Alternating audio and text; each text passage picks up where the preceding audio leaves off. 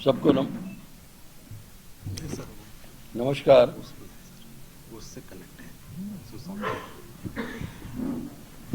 सबको स्वागत है। मेरे साथ झारखंड प्रदेश कांग्रेस कमेटी के पूरा मीडिया टीम भी है।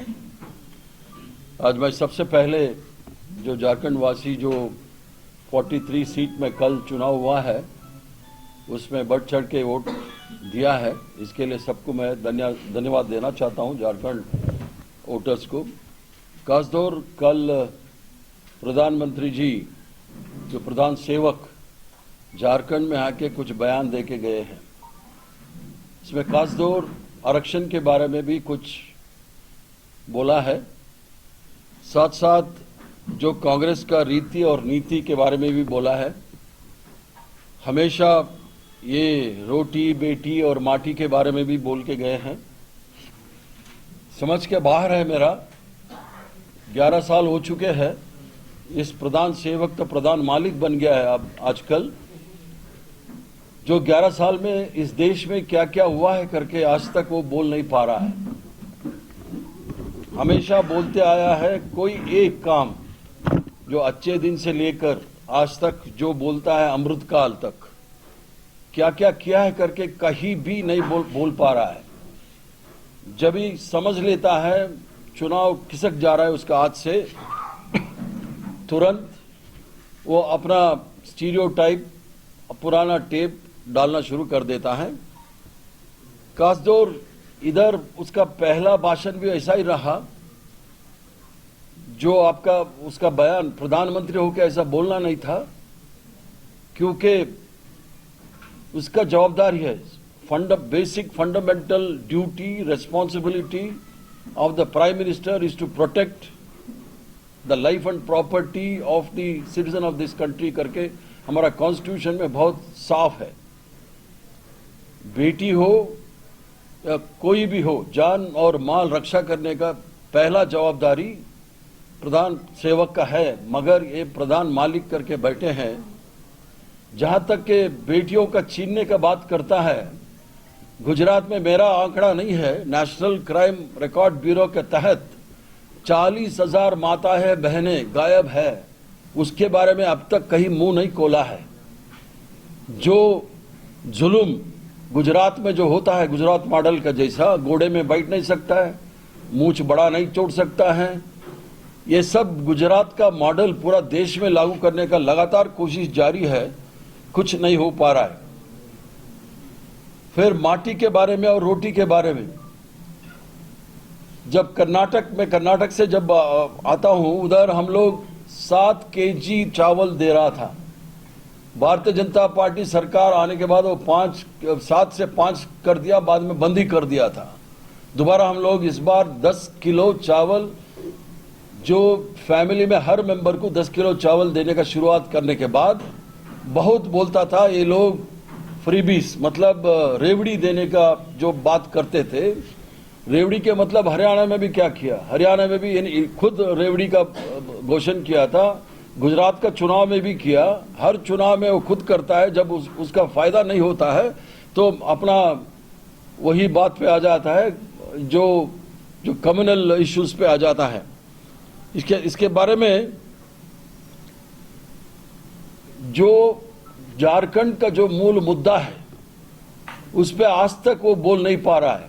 या सरना कोड के बारे में इन्होंने क्या किया है, क्योंकि झारखंड का असेंबली वो रेजोल्यूशन पास करके भेजा है, पार्लियामेंट में अभी तक लागू नहीं, वो तो पास नहीं किया है।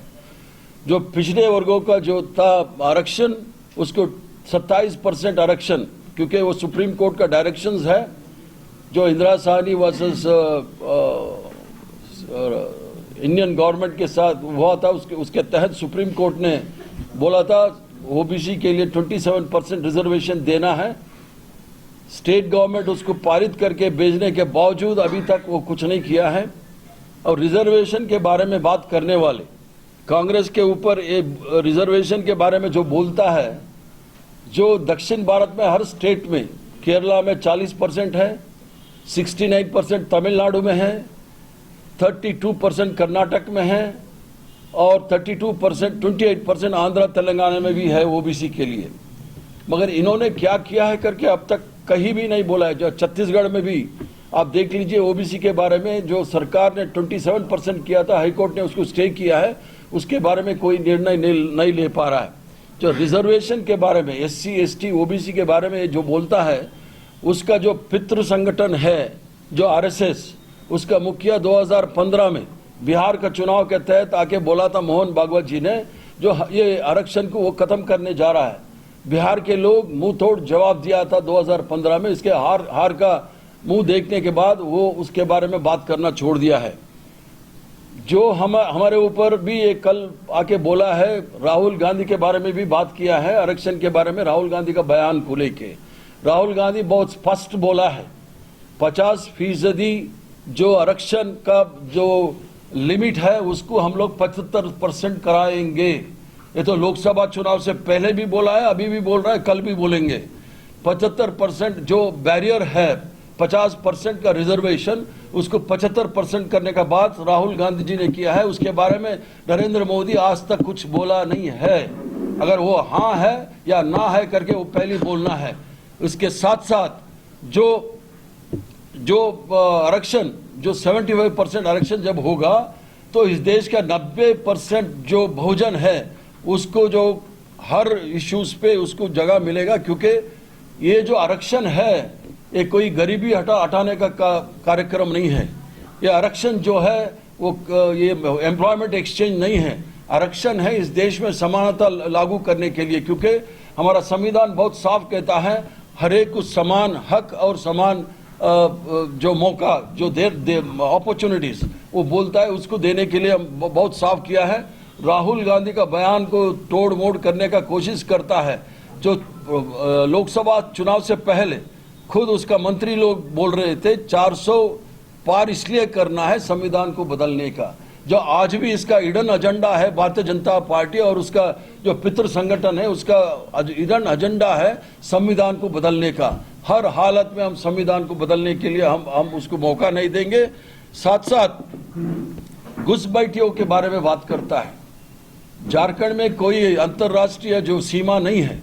झारखंड में अगल बगल में छत्तीसगढ़ है, वेस्ट बंगाल है, उत्तर प्रदेश, ओडिशा है, यही है, मगर कहीं भी अंतर्राष्ट्रीय सीमा नहीं है। घुसपैठियों के बारे में बात करता है। इसके मतलब प्रधानमंत्री हमारा जवान लोग जो सीमा में हमारा जो सीमा सुरक्षा कर रहा है उसको अपमान कर रहा है जो घुसपैठियों के बात करके। क्योंकि घुसपैठियों को रोकने का काम केंद्र सरकार का है, झारखंड सरकार का नहीं है। जो भी झारखंड में है वो झारखंड निवासी है। इसके लिए हम लोग जो 7 गारंटी दिया है, उस 7 गारंटी झारखंड में जो भी है उसको 7 गारंटी मिलेगा। इसलिए ये जो नरेंद्र मोदी जी हमेशा आके उल्टा सीधा बयान करते हैं और झारखंड का जाने माने जो हिंदुस्तान इंजीनियरिंग का कंपनी जो है उसके बारे में अभी तक कुछ बोल नहीं पा रहा है। क्योंकि हमेशा बोलता था 70 साल में कांग्रेस पार्टी क्या किया है। पंडित जवाहरलाल नेहरू ने जो पब्लिक सेक्टर यूनिट्स पूरा देश में बनाया था, उस टाइम में 1,23,000 करोड़ रुपया लगा के पूरा देश में पब्लिक सेक्टर बनाया था। नरेंद्र मोदी आने के बाद 23 पब्लिक सेक्टर को नीलामी करके बेच डाला है।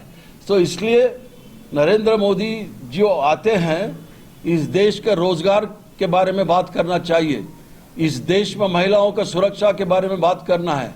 सारे अत्याचारी देख लीजिए, उत्तर प्रदेश हो, मध्य प्रदेश हो, झारखंड हो, पूरा हिंदुस्तान में बहुत 99% जो अत्याचारी हो भारतीय जनता पार्टी का कार्यकर्ता हो, नेता रहेंगे। क्योंकि आपके सामने बहुत बड़ा मिसाल है, कुलदीप सेंगर यूपी में उन्नाव में जो MLA था, जो एक लड़की के ऊपर दुराचार करने के बाद 1 साल उसको निलंबित नहीं किया था पार्टी से। सुप्रीम कोर्ट उसको जेल भेजने के बाद उन्हें उसको सस्पेंड करना पड़ा। क्योंकि ये डबल स्टैंडर्ड जो है भारतीय जनता पार्टी और जो नरेंद्र मोदी जी का बहुत साफ दिखता है। चुनाव में हम लोग 5 साल में एक बार चुनाव करता है हमारा बच्चों का उज्जवल भविष्य के लिए। कौन सा सरकार हमारा बच्चों के लिए उज्जवल भविष्य बनाता है? मगर नरेंद्र मोदी जी आके हमेशा जो डर का माहौल पैदा करके वोट पाने का कोशिश करता है, नाकाम होगा इस बार। झारखंड में हेमंत सोरेन जी मुख्यमंत्री होने के बाद एक जो हमारा आदिवासियों का अस्मिता को पूरा बढ़ावा दिया है, पूरा अस्मिता के साथ झारखंड को खड़ा किया है और झारखंड में जो भी काम किया है वो उसका जो मौका मिला है, 2 साल तो कोरोना में चले गया, 1 साल जेल में था, बचे 1 साल में जो काम किया है उसका मुकाबला कोई सरकार अभी तक नहीं किया है।